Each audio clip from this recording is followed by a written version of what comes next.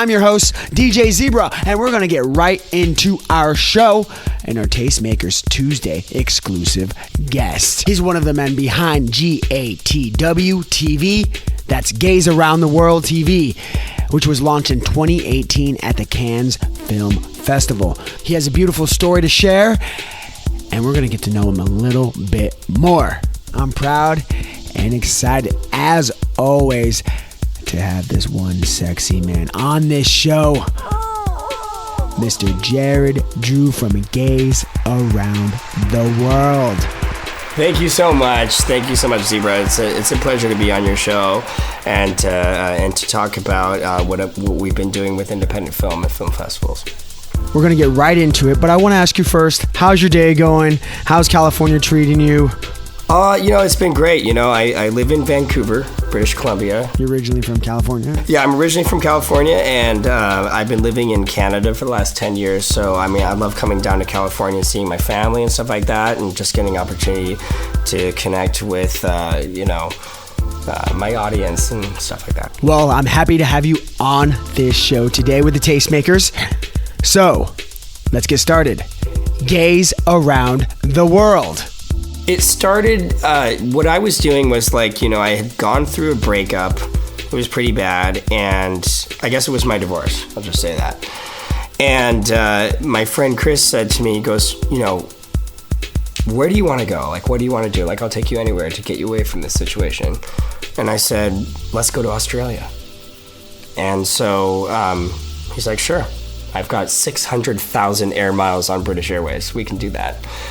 And we went to the big gay pride extravaganza in Sydney, which is called the Mardi Gras there. No real connection to Fat Tuesdays or Louisiana or anything else like that. And we started, filming me talking about Sydney, and we went to the Blue Mountains and we talked about that. And at the time, it was just this little camera that he bought from some shop. And we started using that footage to compile this gay travel idea, Gays Around the World as a travel idea. And then, one time when we were in Brisbane, we were interviewing these drag queens. And, I kind of got this idea that it was really fun to talk to local talent about, what it is to, be part of the gay community and as entertainers and stuff like that. And I started getting to this whole idea of interviewing celebrities. So I decided to go back to the Cannes Film Festival after 10 years of not being there as a guest, and then sort of pretended to be a red carpet journalist, even though I wasn't. And I used that content the next year to apply for a press pass, and I got it. Oh, yeah. You're telling me this story off the air. It's very, very interesting. So tell our listeners this story. That year, it was, I guess it was in May of 2018. And Kate Blanchett was the president of the jury. And to have a female president of the jury is a big deal. And I thought, she's a friend of the gay community and stuff like that. So I'm just going to go ahead and make this application that I might be the only openly LGBT journalist who's independent and self-funded on that red carpet. And I should be there to interview talent about our community and how their work affects our community. And I'm a firm believer that our stories need to be told, especially because at international film festivals, there are a lot of people that could die in their home country for having made a film about the gay lifestyle. And they accepted me. And so what I did was I covered the queer night party there. I got a couple words from Kate Blanchett. I got a couple words from John Travolta. I talked to some directors and some writers and some producers that have made some gay short films. And then I took that and I submitted it to the Toronto International Film Festival 2018, just about 2 weeks before the cutoff. And they said yes. And they gave me a 2-day pass. So that means that I have to basically sit there and say, okay, so this is a 2-week festival. I've got 2 days to to figure out what films are queer-oriented and not, and then apply for them. And what's really interesting about TIFF is that no news is good news. So if you apply for a red carpet and you don't hear anything back, that means you're in. If you hear something back, it's usually like you're just not in. And so here I am, not knowing where I'm going, and I just like rush to the red carpet and I check in with the person, and here I'm given like a spot number, which I love about TIFF. It's not always that way at other film festivals, but I was given a number. And what happens is you go in there or out there. It doesn't, like, it could be outdoors or indoors, but you go in there and you notice that like all the mainstream media is in front of you, because the talent has to talk to CTV in Canada, they have to talk to CBC, they have to talk to Slice, they have to talk to Entertainment Tonight Canada. And then if you can get some A-list talent to come your way, you have to have that one important question. And you have to get that, potentially that Oscar winner. At the time, the film I was covering was called Boy Erased. And it was the story of this guy named Jared. Haha, my name is Jared. Who went through conversion therapy, through the Exodus International program. And I was like, oh my God, that's my hit, because I went through conversion therapy, sadly. And it was all through the Exodus International playbook. So when Nicole Kidman came down the red carpet, I said, "Hey Nicole, my name is Jared, and I also went through gay conversion therapy." And she looked at my press pass and saw that my name was Jared, and she just gave me a hug. And what that did for me was it opened up the minds of other talent that would have probably ignored me. What did you ask her or tell her? Well, I just said, I also went through the same kind of thing, and I think I said something like, thank you. I think it was one of those things, like, it's baby steps. Like, in this process, it goes from getting a hello from Cate Blanchett at Cannes to simply having the ability to say thank you to Nicole Kidman for her work in that picture. But what was really cool is that after she basically said, well, you're welcome, it was a pleasure to have been able to work on this film, Joel Egerton was right behind her, and I got to talk to Joel Egerton about being the instructor of Exodus International in that film, and what it was like to have to play such a difficult character. Then after that, I got to interview the directors and so on and so forth. Not only that, but I also got to cover the film Colette, which is actually about a very famous writer that was bisexual and in the closet and stuff like that. She never got credit, and I got to interview the director of that film, Wash Westmoreland, who's fantastic, and talk to him about what it was like to lose his partner to ALS and how that connects to like what I'm going through right now with my mom's Parkinson's disease. So it's actually became a very emotional thing. And I also got to get a great interview. And if you go to youtube.com/GATWTV, I'd like for you guys, if you're listening, to watch the interview with Jake Graff. Jake Graff is a transgender actor who was in the movie Colette, starring Keira Knightley. And that interview is absolutely groundbreaking in the way that, a lot of transgender actors do not get the microphone on the red carpet. They will be ignored. I was so happy to shove my furry gay ass, rainbow microphone in his face and just give him an opportunity to talk to me. What I didn't realize is that, Jake transitioned from female to male. His partner is someone that transitioned from male to female. So to be able to have that duality at the same time was really cool, and to see that, people are just trying to be their best self, and then charge a lot of money so that people can be part of it. I feel like the Toronto Film Festival has become a very serious business. I'll just say it right now, it's elevated beyond Sundance. And I would consider it to be probably the #1 film festival in North America. Above and beyond Tribeca and South by Southwest. They are just so on point. And what's really great is that they give journalists an equal chance to interview, essentially whoever they want. And if it wasn't for Toronto Film Festival, I don't think I would have been able to talk to Nicole Kidman and Joel Egerton and Denise Go, among others, and Wash Westmoreland and stuff. But what was really extraordinary is how after TIFF, I was invited to the Sundance Film Festival in Utah in January of 2019. And that's so interesting when you were talking about TIFF. If you don't get that response, you just show up. That's right. What was in your mindset when you just planned to go there? In your stomach, you're feeling like... Well, honestly, what I did was I went to a pub and I just sat there and I ordered a Caesar, and I just was I was talking to my camera person, Xandra Grayson, wherever you are, you're one of the best that I've ever worked with, and my amazing producer, Chris Friel. And I just sat there with my team and I was like, I'm waiting for a denial. And if I don't get the denial by this certain time, which I think was probably 10 a.m., okay, fine. So full disclosure, I was having a Caesar before 10 a.m. Yeah, but, the time comes and you don't get the denial, and now we're in a rush to the next call time. And what was going through my head was, should I call my mom? Should I call my boyfriend? Should I have another drink? Should I, meditate? I don't know.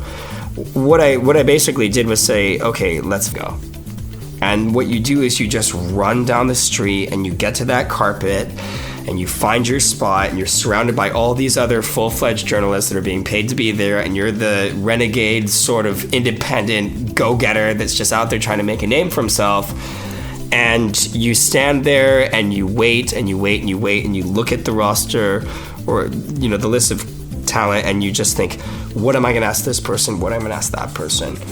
And there's all these individuals that come up to you that are looking for publicity, and then there's the ones that have so much publicity that they're looking to avoid you, right? And so it's this complicated process where you have to be able to reach out to an A-lister and say, kind of like what I ended up saying to Renee Zellweger, which we'll get into later. But if I didn't do so well at TIFF, I don't think I would have been invited to Sundance. At Sundance, what I did was I focused almost entirely on queer content.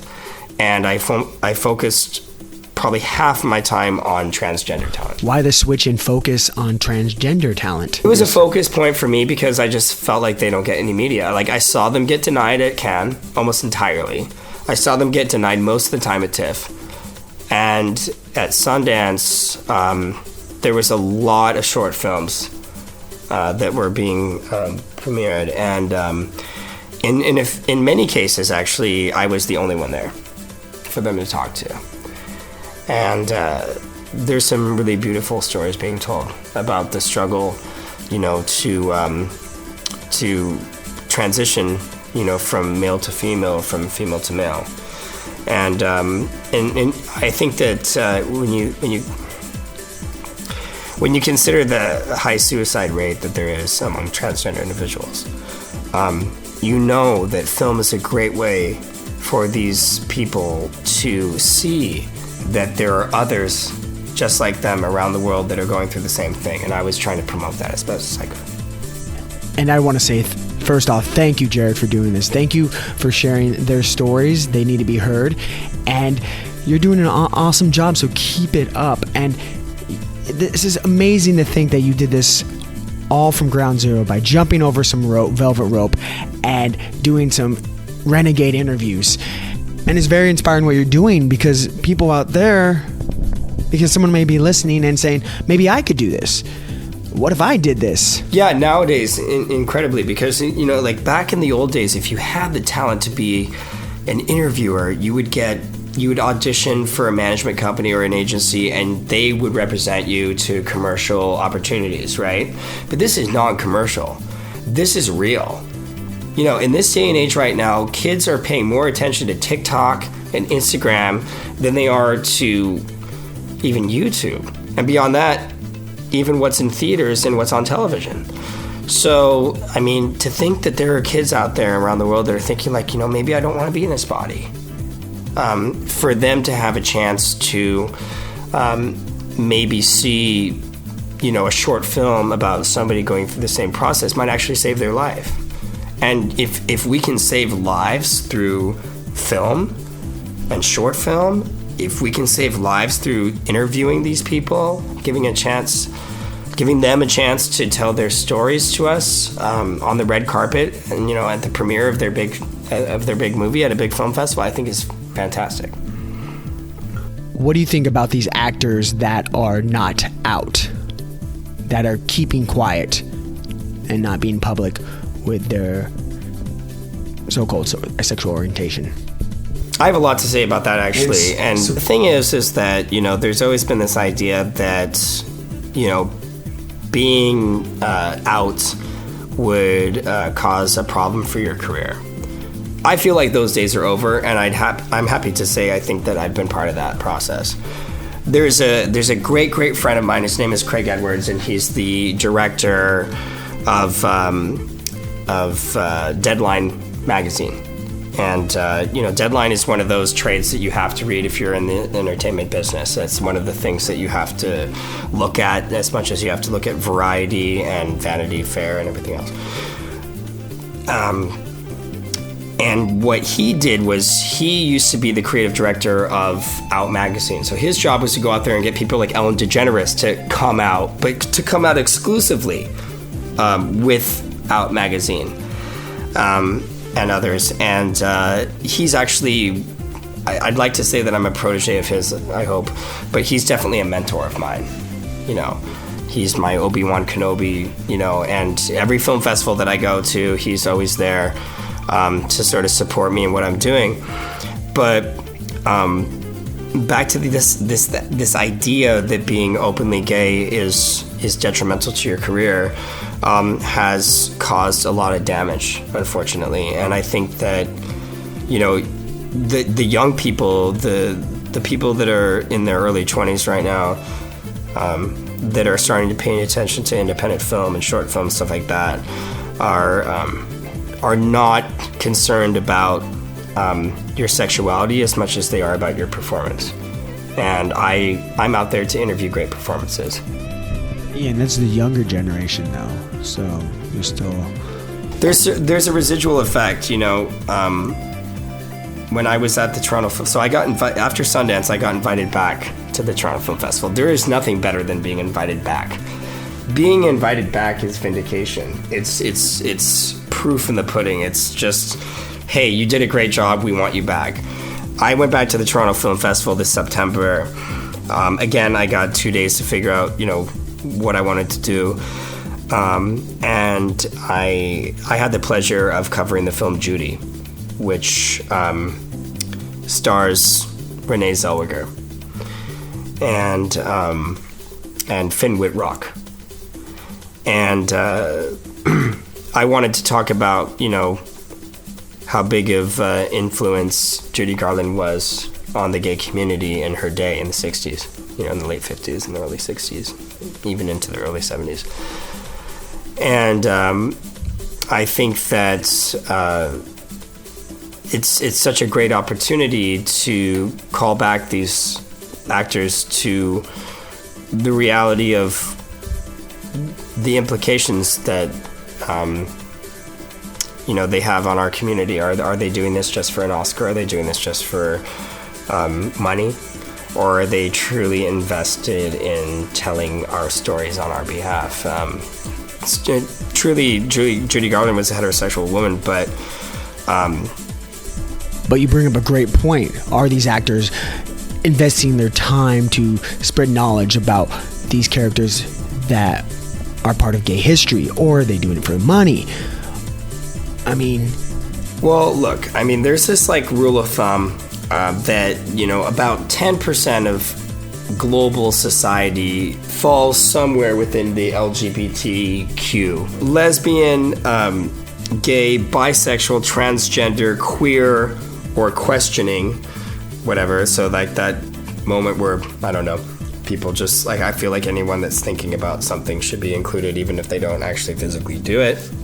Wherever you are in your mind, I think that it has to be represented fairly. And so because 10% of society falls within that category, if you will, at any audition that you have, let's say that I have a film and I want to cast this character, and this character is a lesbian woman. The chances are that if I'm going to audition 10 actors, that there's a 90% chance that the actor that we want for that job is going to be heterosexual. I think that as an actor, your job is to embody that character 100% and convince the audience that you are that sexuality and that person. But at the same time, because people are winning awards and making lots of money for this idea that they've had to go so far beyond their typical reality in order to play that character, that they deserve to win an Oscar or a Golden Globe or a SAG award or a BAFTA or whatever. There are a lot of qualified gay actors out there that could easily do that, but at the end of the day, an actor's job is to become that role regardless of what their personal life is. Otherwise, you're not acting. And granted, there's actually a lot of, you'll be surprised, but there's actually a lot of gay actors out there that are playing straight roles, and not a lot of people talk about that. So circle all the way back to all these actors that are not out and stuff like that. I just think that those days are over. And you're telling me off the air you had some exciting news? As a nonprofit society, which we've just registered for in Canada, by the way, we are going to be able to raise funds to provide a kit for people that want to do what I've been doing.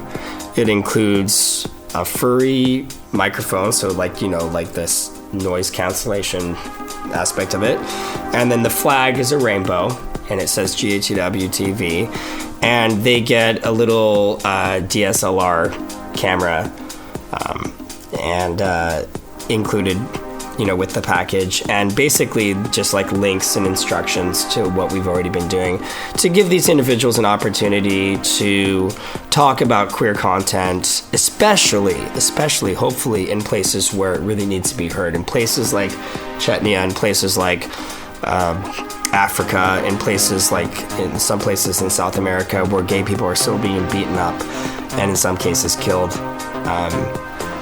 I think that film is this beautiful way to tell stories to those that really need to hear them. So I'm getting the feeling this is the number one reason why you are doing all of this. Yeah, definitely. Yeah, definitely. I see a way bigger picture. I've never been interested in doing this for money. I can say that I've probably interviewed about 4 Oscar winners in the last 15 months. It's not for my personal gain. It's not for my personal fame. It's just because I think that, you never know if, some kid is surfing around on YouTube thinking about whether or not he or she or they or them wants to kill themselves, and then sees, oh my God, Jake Graff says that it's okay to transition from female to male and still be a very successful actor, and to be able to tell great stories at the same time. To be able to inspire other people has been my modus operandi from the very beginning. And you, as the interviewer, are the only one that can prompt this. You are the facilitator for the voice of these big actors, these big celebrities. It's their voice that it's going to be heard, but you're the only one that can really get it out of them. Yeah, and you're absolutely right, because Zebrah, when I was at the Toronto Film Festival in September, here comes Renee Zellweger, and I have this one big question, and she comes straight up to me, and I said, Renee, you're playing the role of Judy Garland. Okay, and when Judy Garland died, the gays that went to her funeral, not just gay men, but just the community that went to her funeral, they were upset that their idol had died. And they went to the Stonewall bar, which presumably they'd been going to for years, and they wanted to party. and the New York Police Department came in and started beating the hell out of them. And that was the night when they said, enough is enough. We're not going to take this anymore. You know, their Lady Gaga had died. And they fought back. And the drag queens fought back. And the transgenders fought back. And the gays and the lesbians fought back. And the bisexuals fought back. And the riots went on for a week. And the police were shooting people. And tear gas and things like that. Or shooting at people, I'm not sure. But what I do know is that it created an international gay rights movement. So what I said to Renee was like, what's it like to play the character of an individual whose death sparked an international gay rights movement? She said, that ain't no small thing, is it? She said, you know, it just speaks to her legacy and what she meant to people and how, I don't know, she was able to get inside of a song and really make people feel like they're understood. And that must be why, you know, she's cherished by so many. And maybe just one really big reason why she was cherished by so many. And then I said, like, all right, well, thank you for interviewing with us, and I hope you like my, you know, rainbow furry microphone. She said, it's really great, isn't it? And she rubbed her face against the fur of it, and I was just like so happy and impressed. And by the way, she looked really hot that night, I have to say. And we can see all this at... You can see all of this at youtube.com/GATWTV. So that stands for Gays Around the World Television. And you can see the interview with Renee Zellweger, Allison Janney, and more. Awesome. Be sure to check out Jared Drew. And if you want to get involved, contact Jared Drew and find Gays Around the World. I want to switch gears a little bit, but keep our focus on LGBTQ. I want to talk about pride, gay pride. What are your thoughts of the evolution of it and how it's become this commercialized market where you see businesses and corporations have flags and spreading the love, spreading the word, but yet it only lasts for a week, for a month? What are your thoughts? Well, first of all, I want to say that I'm so happy that corporations are happy and willing to get involved in our movement. I feel like our movement shouldn't stop, and whether or not they take away the flags doesn't really matter to me. What matters is that they understand that we are a market for them, and if they can't convey their acceptance of us, and if they can't promote, you know,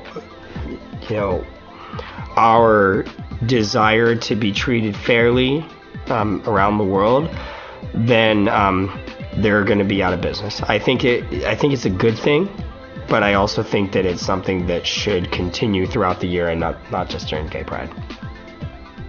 And what about the younger generation? I feel as they, with this commercialization and attending Pride, whether you're gay, straight, or bi, they are all into it, but they don't really know why it is Pride, what the history is, and where it came from, what civil rights movements and what people had to do to give us these freedoms, all of us, for this equality in the year 2020. For me, what I want is the commercialization of it. I want it to get to the places where people are really suffering. And if that's what it takes, that's all right with me. But if they don't know where it came from, they're not going to learn anything. I think that film is a great way for us to make people understand the history. And I think that Roland Emmerich did a good job with Stonewall in that. And, you know, a lot of people have said that that's a great example of like commercialization of like our plight. But at the same time, the more eyeballs that get to see what we've been through and understand our history, since it's not being taught in schools, at least in the United States, the better. I agree with you, but I still think, are these films even reaching out to the younger generation? Are they even really understanding what really went on in the 70s and 80s? I really believe that we, as a society, we should just make June, Gay History Month. Have everyone, not just the younger generation, but everyone learn. Learn before the party of Pride. Learn and be aware and not be ignorant of the past. I completely agree with that. I think that's a really important transition. And I think that education should be a bigger part of it than it is right now. Because it's always going to be a party no matter what. Mm-hmm. But if you make it more about something, like, that's why all I'm getting at is just know where it came from. If you don't understand the history, we're just going to repeat it again. We're never going to learn from it. Absolutely. So the next time that a bank, goes parading down the street, with all the rainbow stuff, maybe they should hold a picture of people that died at the hands of police officers. Maybe they should, make it visual. That would make it more memorable. Now it should be a requirement. It may not be pretty, but it's the truth.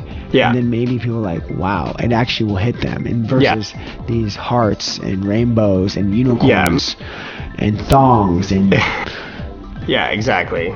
Power top, power bottom. Yeah. Twink. Yeah. Yes, queen. Yeah. Yeah, exactly. People really need to learn about how many people died. We're talking about the AIDS movement and stuff like that. Who didn't see Bohemian Rhapsody, and I'm glad that people have learned about who Freddie Mercury was and what he represented. But we can't always do this all through film. I definitely think that corporations should take responsibility for all of the people that paved the roads that we're walking down right now, holding hands and kissing in public. So Gays Around the World, GATW.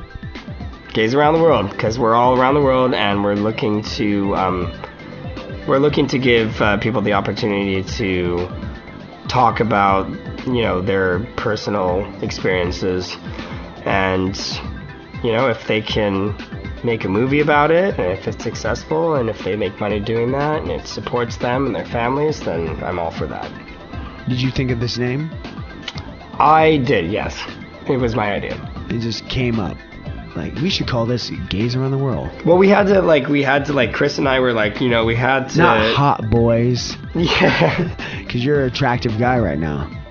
Thank Those you. Those muscles are blistering out of that t-shirt you're wearing. I said to my producer... Wasn't it hot gay models around the world? I wasn't going to go that Instagram far. I just said, you know what, we need to do something. We need to make a website. We need to go on GoDaddy, and this is not an endorsement. Of course, GoDaddy. Well, without even really thinking about that, I was just like, we need to go online and buy a domain and call it something. And Chris said, what would you like to call it? And I said, I would call it Gays Around the World, just to be all-inclusive. But really, it comes down to the fact that, we can penetrate, if we try, into these communities where people are suffering. What's that? You said penetrate. Penetrate, yeah. Well...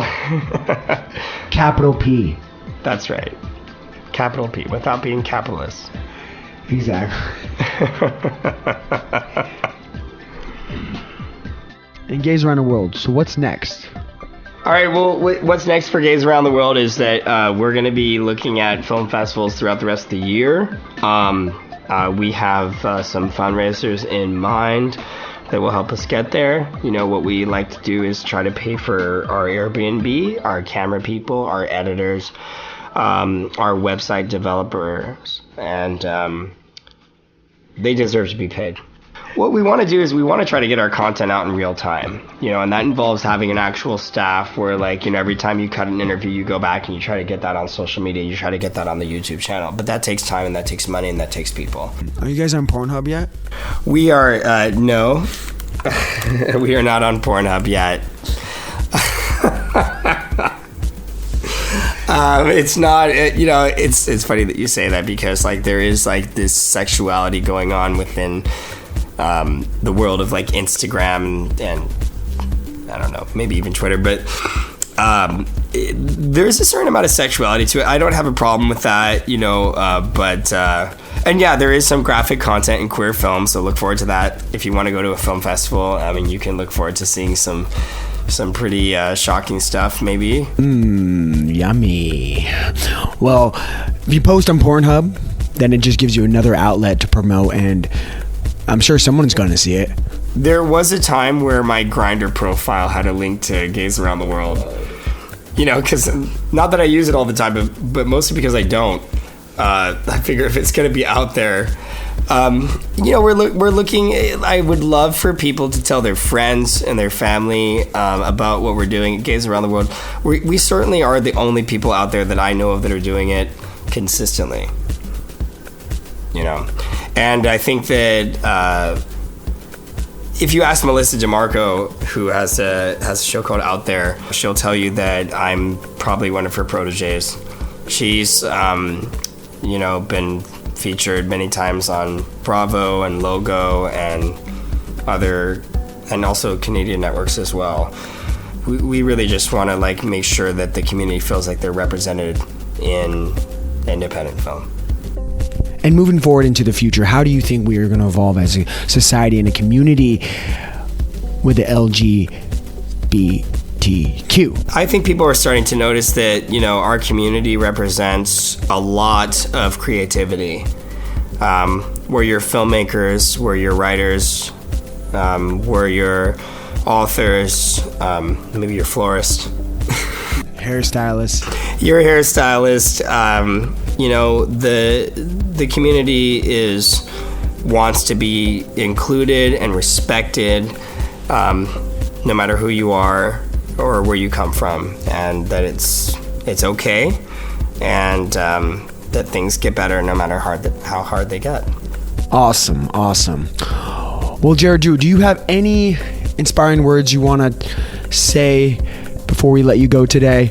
Because your story is very inspiring and what you're doing is very inspiring. And do you have any wise words that for someone, maybe they want to do something like what you're doing, but haven't been able to figure out what or how? I would just say, like, you know, in this day and age, you can do a lot with your own cell phone. You know, you can Instagram Live, you can TikTok, you can YouTube, whatever. Just do it. Don't be afraid of only having like 100. You know, I started out with like maybe 100 viewers, and now I'm on, you know, the red carpet. So I'm on the red carpet now, and you know, just do it for the love of doing it and spreading awareness. And if it can become a career, you know, all the better for you. And if you're in a country that needs, you know, a bigger voice, you know, I don't even know. I'm making an independent film about what you're doing.